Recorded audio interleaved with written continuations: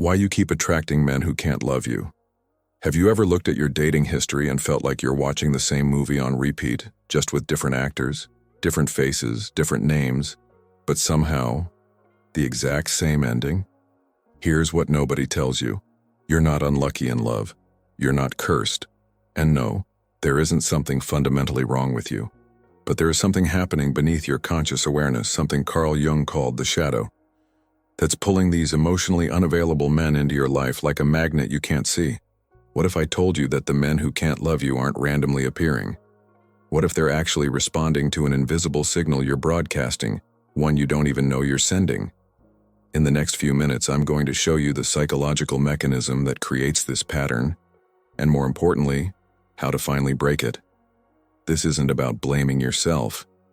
It's about understanding the hidden architecture of your psyche that's been running this show without your permission. Stay with me. What you're about to discover will change everything. 1. The invisible signal you're broadcasting. Your body is speaking a language your mind doesn't understand. Every time you walk into a room, every time you swipe through a dating app, every time you lock eyes with someone across a coffee shop, you're transmitting information that has nothing to do with your words or your intentions. This is the language of energy, and it's brutally honest about what you actually believe you deserve. Jung understood that we all wear masks he called personas. These are the versions of ourselves we present to the world. You might project confidence, independence, success. You might seem like you have it all together. But underneath that mask lives your authentic emotional frequency. And that frequency is what people actually respond to. It's what draws certain types of men toward you while repelling others. Think of it like a radio station. Your conscious mind might be playing upbeat pop music, telling yourself and everyone else that you're ready for a healthy relationship, that you know your worth, that you won't settle. But your subconscious is broadcasting on a completely different frequency. And emotionally unavailable men? They're tuned into that hidden station. They hear what you're not saying. They sense what you're not even aware you're feeling. This signal isn't about your appearance or your accomplishments or how interesting you are. It's about your relationship with yourself at the deepest level. When you carry unresolved pain, when you harbor secret beliefs that you're too much or not enough, when you're still trying to prove something to someone who hurt you years ago, all of that creates an energetic signature. And here's the uncomfortable truth. Unavailable men can feel safe around that signature because it matches their own internal landscape. Available men, the ones capable of real intimacy and commitment, operate on a different frequency entirely. They're looking for someone who has done the work, someone who isn't trying to fill a void or heal an old wound through romance. When they encounter your signal and it's broadcasting need disguised as want, or fear disguised as independence, they instinctively move away. Not because there's something wrong with you, but because they recognize the mismatch. They know they can't be what you're unconsciously looking for, which isn't actually a partner but a solution to an internal problem. The devastating part is that you genuinely believe you want a healthy relationship.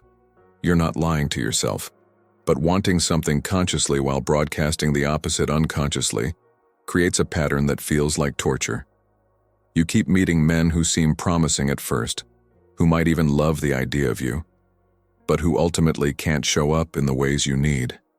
And you're left wondering why this keeps happening, never realizing that the common denominator isn't bad luck or bad men. It's the frequency you're transmitting that you didn't even know was on. If you've ever loved someone who couldn't love you back, it's not bad luck, it's psychology. Learn how to break these hidden patterns and protect your heart. The link to the Jung Method is pinned below. Let's continue. 2. Your father's ghost in every relationship.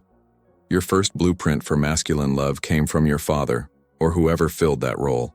This isn't about blame or making him the villain of your story.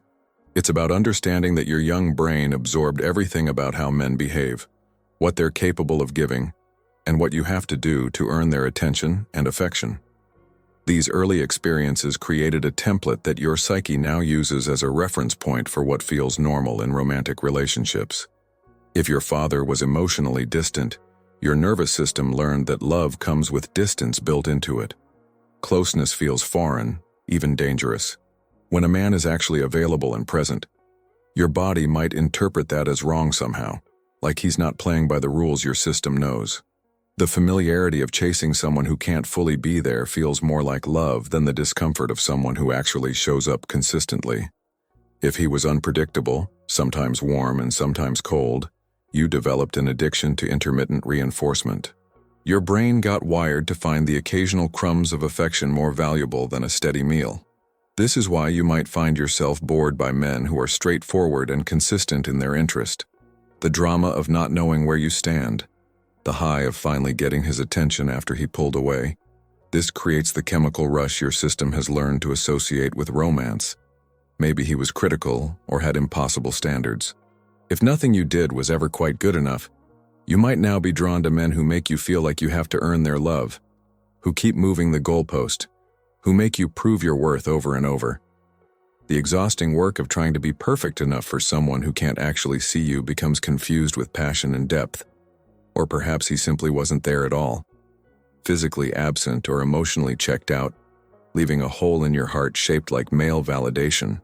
Now you're drawn to men who are also half in and half out, who keep you guessing, who never fully commit. Your psyche is trying to complete something that was left unfinished, still trying to make that first man turn around and choose you. Here's what makes this particularly tricky. You're not looking for your father. You're not even thinking about him when you meet these men. But your unconscious is running a program that says this type of unavailability is what masculine love looks like. It's your normal. And when something feels normal, even if it hurts, your psyche will seek it out because the unknown feels more dangerous than the familiar pain. Jung called this the complex. It's like an autonomous program running in the background of your psyche, making choices for you based on old data. Until you become aware of this program and consciously interrupt it, you'll keep selecting the same type of man while genuinely believing each one is different. You'll keep trying to heal the original wound by recreating it, hoping this time the ending will change. 3. The wound that chooses for you. Deep in your psyche lives an unhealed wound, and it has its own intelligence. It's not just a memory or a feeling. It's an active force that shapes your choices without asking permission. This wound is like a locked room inside you that contains all the pain you couldn't process when you were too young, too overwhelmed, or too alone to handle it. And that wound is terrified of being seen. When you meet a man who's actually capable of intimacy, something inside you panics. Real intimacy means being fully seen, vulnerabilities and all. It means someone getting close enough to discover what you've been hiding from yourself. For someone carrying an unhealed wound, this prospect feels more dangerous than rejection or abandonment. At least those are familiar. Being truly known? That's the real threat. So your wound does something clever. It chooses men who will never get close enough to see what's inside that locked room. It gravitates toward emotional unavailability like a compass pointing north. These men provide the perfect cover. You can blame the relationship's failure on their inability to commit, their fear of intimacy, their emotional immaturity. And all of that might even be true. But what you're not seeing is how your wound orchestrated the whole thing. The wound operates through a mechanism Jung called projection. You project onto these unavailable men the very qualities you're desperate to develop in yourself. You see them as the ones who need to change, who need to heal, who need to learn how to love properly. Meanwhile, your own need for transformation remains safely hidden. The relationship becomes theater, a drama where you get to play the role of the one who loves deeply, while avoiding the scarier role of someone who must learn to love themselves.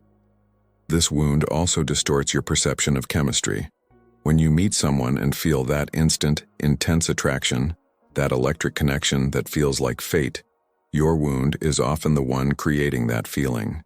It recognizes in this person the perfect conditions to remain hidden.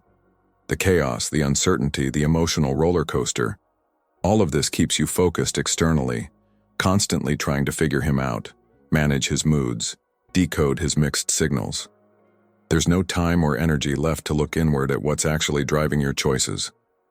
The wound convinced you long ago that you're only lovable under certain conditions.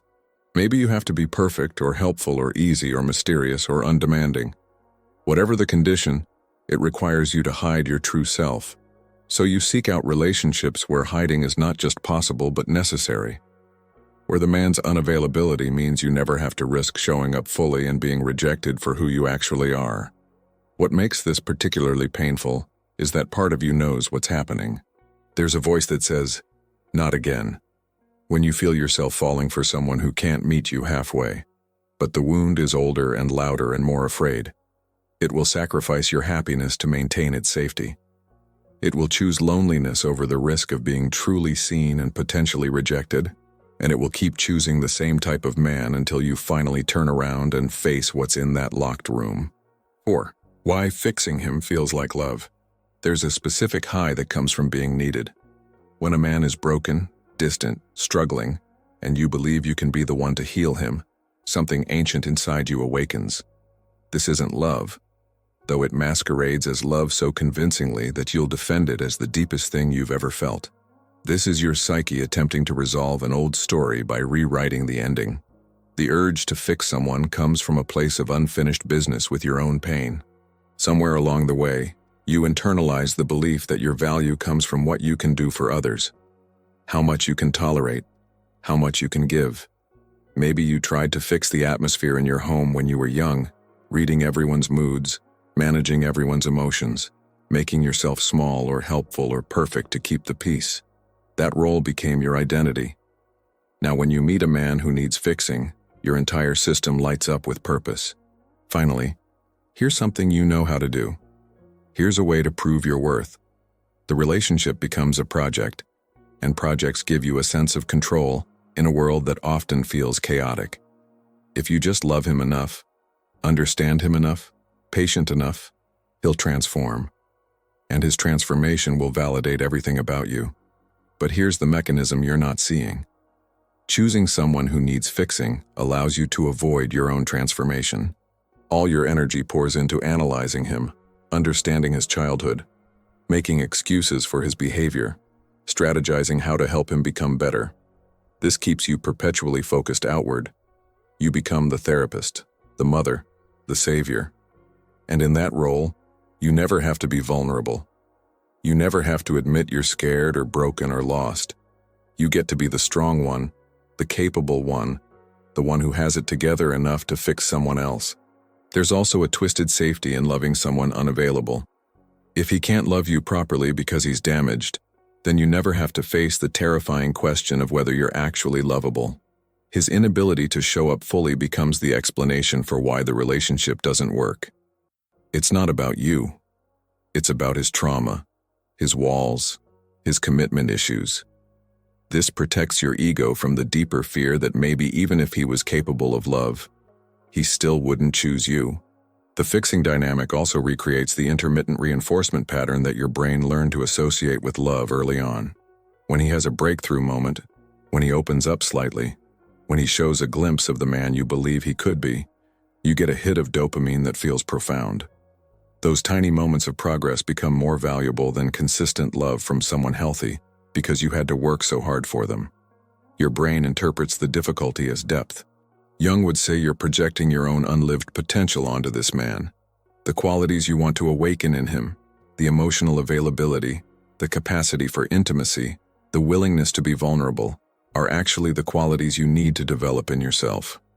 But it's easier to see them as his problem. It's less scary to spend years trying to change him than to spend months doing the uncomfortable work of changing your relationship with yourself. The fixing becomes an elaborate avoidance strategy disguised as devotion. 5. The comfort of familiar pain. Your nervous system is not trying to make you happy. It's trying to keep you safe. And safety, to your nervous system, means familiar. Even if familiar is painful, even if familiar is slowly destroying you, it's still preferable to the unknown. This is why you keep ending up in the same situation with different people. Your body is doing exactly what it was designed to do, seeking out the environment it knows best. When you grew up with a certain type of emotional climate, your nervous system adapted to survive in those conditions. If love came with anxiety, uncertainty, or emotional distance, your body learned to function in that state. It became your baseline.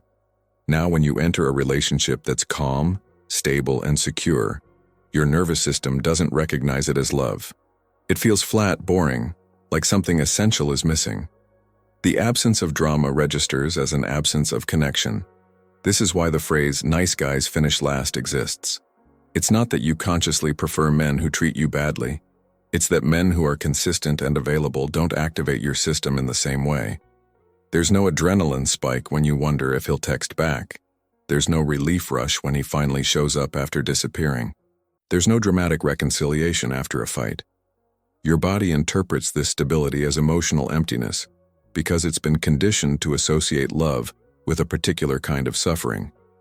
The familiar pain also serves another function. It confirms your existing beliefs about yourself and about love. If you secretly believe you're not worthy of real love, then relationships that withhold love prove you right. There's a perverse comfort in this confirmation. It means the world makes sense. It means you're not crazy for feeling the way you do. The pain validates your inner narrative, and humans crave validation, even when it hurts. Breaking this pattern requires you to do something that feels deeply unnatural. You have to consciously choose discomfort over comfort. You have to allow yourself to feel the strangeness of being with someone who's actually available. You have to sit with the disorientation of a relationship that doesn't require you to chase or fix or prove yourself. This will feel wrong at first. Your body will rebel. You'll find yourself creating problems where none exist, testing him, pulling away, anything to recreate the familiar dynamic. Your mind will also create stories to justify leaving stable relationships. You'll tell yourself there's no spark, no chemistry, no passion. What you're actually feeling is the absence of trauma. You're experiencing what secure attachment feels like, and because you've never had it before, you don't recognize it. You mistake peace for boredom and mistake intensity for depth. The work here is not about forcing yourself to stay in relationships that genuinely don't serve you. It's about learning to distinguish between a relationship that's actually wrong and a relationship that just feels wrong because it's unfamiliar. It's about retraining your nervous system to recognize that safety can coexist with love, that calm can coexist with passion, that someone showing up consistently is not less romantic than someone who keeps you guessing. This retraining takes time, consciousness, and a willingness to feel uncomfortable while your system recalibrates to a new normal. 6. Your shadow's secret addiction. Jung believed that everything you refuse to acknowledge about yourself gets pushed into the shadow, the dark side of your psyche where all your rejected qualities live. And here's where it gets interesting with your relationship patterns. The shadow has needs too, and it will find ways to meet them through the people you choose. Maybe you pride yourself on being independent, strong, someone who doesn't need anyone. That's your persona, the image you present to the world. But in your shadow lives the needy, desperate, clinging part of you that terrifies you. You can't acknowledge that part because it contradicts everything you believe about yourself. So what does your psyche do? It finds men who are emotionally unavailable, which allows your shadow's neediness to come out under the guise of his problem. You get to be needy without admitting you're needy because you're just responding to his distance. Or perhaps you see yourself as someone who values emotional depth and vulnerability. But in your shadow lives a part of you that's terrified of real intimacy, that wants to stay protected, that doesn't actually want to be known. You can't admit this because you've built an identity around being open and authentic. So you choose men who can't be intimate. Now you get to stay protected while blaming it on their emotional unavailability. Your shadow gets exactly what it wants while your conscious mind remains convinced you're seeking the opposite. This is the addiction part. Your shadow is getting fed by these relationships in ways your conscious mind can't see. Every time you choose someone unavailable, some rejected part of you gets to come out and play without you having to take ownership of it. The relationship becomes a stage where your shadow acts out all the qualities you've disowned while you maintain your self-image. There's also the shadow's addiction to suffering itself. If you grew up being praised for how much you could endure, how strong you were in the face of difficulty, how you never complained, then your shadow learned that suffering equals worthiness. It became your currency. Now your shadow seeks out relationships that allow you to suffer because that's how it knows how to feel valuable. The harder the relationship, the more you get to prove your strength, your loyalty, your capacity to love unconditionally. This makes you feel heroic rather than trapped. Your shadow might also be addicted to the role of victim. This is uncomfortable to admit. But there's a certain power in being the one who loves more, who tries harder, who gets hurt by someone else's inability to show up. You get sympathy from friends. You get to feel morally superior. You get to avoid looking at your own part in choosing and staying. The victim role, while painful, comes with benefits that your shadow has learned to rely on. The most dangerous addiction your shadow harbors is the addiction to potential over reality. Your shadow learned long ago that reality is disappointing, that people let you down, that nothing ever works out. So it developed a preference for fantasy. When you meet someone unavailable, your mind can create endless fantasies about who he could be if he just healed, if he just tried, if circumstances were different. Your shadow gets to live in that fantasy space indefinitely because his unavailability means you never have to face reality. The moment a man becomes fully available, fantasy collapses into reality, and your shadow knows reality can't compete with the stories it's been telling. Confronting these shadow addictions requires brutal honesty with yourself. You have to be willing to see how you're getting something from these painful relationships, how some part of you is choosing this, how your suffering serves a purpose, even if that purpose is unconscious. This isn't about blaming yourself, it's about recognizing that your psyche is complex, that you contain contradictions, and that lasting change requires acknowledging all of it. Akrir Krandu 7. The self-worth equation nobody taught you. You learned math in school, but nobody taught you the equation that actually runs your life. Your sense of worth equals what you believe you deserve, and most people are walking around with a deeply flawed calculation running in the background, determining every choice they make in love. Here's how the equation gets corrupted. When you were young, you learned your value through other people's responses to you. If your needs were met consistently, if your emotions were validated, if you were seen and celebrated for who you actually were, you developed what psychologists call secure attachment. You internalized the belief that you matter, that your presence is valuable, that you deserve care and attention. This becomes your baseline. But if your early experiences taught you something different, if love was conditional or inconsistent or absent, you developed a different equation. Maybe you learned that your worth depended on your performance, your usefulness, your ability to not be too much trouble.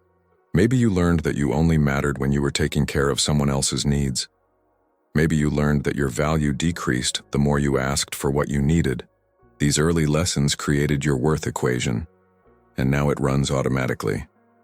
When you meet someone, you unconsciously calculate what you deserve from them based on this old programming. If your equation says you're only valuable when you're useful, you'll be drawn to men who need fixing because that's the only context where your worth feels activated.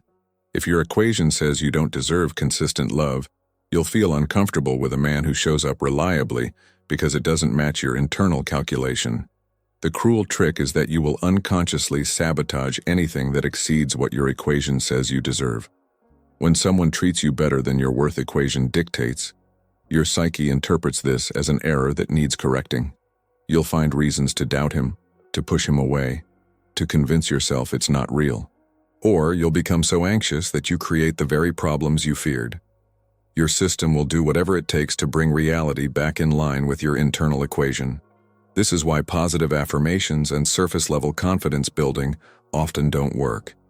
You can stand in front of a mirror telling yourself you deserve love, but if your worth equation hasn't actually changed at the deeper level, you'll keep making choices that contradict what you're saying. Your equation is more powerful than your conscious intentions because it was formed before you had language, before you had the ability to question what you were learning. Changing this equation requires more than just deciding you're worthy. It requires going back to where the equation was formed and challenging every assumption built into it. You have to identify the specific beliefs you hold about your value and trace them to their origin. You have to see how these beliefs are still operating, how they're influencing your choices, how they're determining who you allow close and who you keep at a distance. The new equation starts with a radical premise. Your worth is inherent, not earned. You don't have to do anything, be anything, or provide anything to deserve love and respect. This sounds simple, but implementing it is revolutionary, because it means you have to start making choices from a completely different foundation. You have to learn to recognize when you're operating from the old equation and consciously interrupt that pattern. You have to practice receiving love without immediately trying to earn it or pay it back. You have to tolerate the discomfort of being valued simply for existing. This transformation doesn't happen overnight. Your psyche has been running the old equation for years, maybe decades. It takes consistent, conscious effort to install new programming. But every time you choose differently, every time you walk away from someone who can't meet you at your actual worth, every time you allow yourself to receive without earning, you're rewriting the equation. Eventually, the new calculation becomes your baseline, and you'll find yourself naturally drawn to people who reflect your true value back to you. 8. Breaking the pattern. Rewiring your attraction blueprint. The pattern you've been living doesn't break because you understand it intellectually. Knowledge is the beginning, not the end. Your attraction blueprint lives in your body, in your nervous system, in the unconscious parts of your psyche that don't respond to logic or good intentions. Rewiring it requires a completely different approach than what most people try. First, you have to stop dating from your wound. This means creating space between recognizing attraction and acting on it. When you feel that intense pull toward someone, that familiar electricity, pause. Don't immediately trust it as a sign of compatibility. Your wound creates attraction that feels profound, but is actually just recognition of familiar dynamics. Learn to identify the difference between chemistry that comes from genuine compatibility and chemistry that comes from trauma recognition. They feel similar at first, but one leads to growth, while the other leads to repetition. Start paying attention to how your body responds to different types of people. When you meet someone who's actually available and consistent, what happens in your system? Do you feel bored? Anxious? Like something's missing? These feelings are information about your programming, not information about the person. The discomfort you feel around healthy dynamics is your nervous system's alarm going off because it's in unfamiliar territory. Instead of running from that discomfort, you need to move toward it. This is where healing happens. You also need to become conscious of your selection process. Most people believe attraction is something that happens to them, but you're actually making choices based on unconscious criteria. Start questioning your criteria. What qualities immediately draw you in? What type of energy makes you feel alive? What behaviors do you find yourself making excuses for? These patterns reveal your programming. Once you see them clearly, you can begin choosing differently even when it feels unnatural. The next step is building tolerance for secure attachment. This might be the hardest part because it requires you to stay present in relationships that don't activate your old patterns. When someone is kind, consistent, and available, and your system wants to flee or create drama, you have to consciously choose to stay. You have to let yourself experience what it feels like to be chosen without having to chase, to be loved without having to earn it, to have your needs met without having to manage someone else's emotions first. This means you'll probably need to grieve. Changing your blueprint means letting go of the fantasy that you can finally get your original wound healed through the right relationship. You have to accept that the love you didn't get when you were young isn't coming from a romantic partner. That hole exists and it's real, but trying to fill it with unavailable men just makes it bigger. Grieving this loss allows you to stop seeking completion outside yourself and start building it within. During this rewiring process, you might need to take a break from dating entirely. Your system needs time to recalibrate without the constant reinforcement of old patterns. Use this time to develop a relationship with yourself that doesn't depend on external validation. Learn what you actually like, what you actually need, what you actually want. Separate from what you think will make you lovable to someone else. This self-knowledge becomes the foundation of your new blueprint. Finally, understand that rewiring your blueprint is not a linear process. You'll have moments where you slip back into old patterns. You'll meet someone and feel that familiar pull, and temporarily forget everything you've learned. This is normal. The difference is that now you have awareness. You can catch yourself mid-pattern and make a different choice. Each time you do this, you strengthen new neural pathways and weaken old ones. Eventually, the new patterns become as automatic as the old ones were, and you'll find yourself naturally attracted to people who can actually love you back. The work is hard, but staying stuck is harder. You get to choose which hard you want to live with.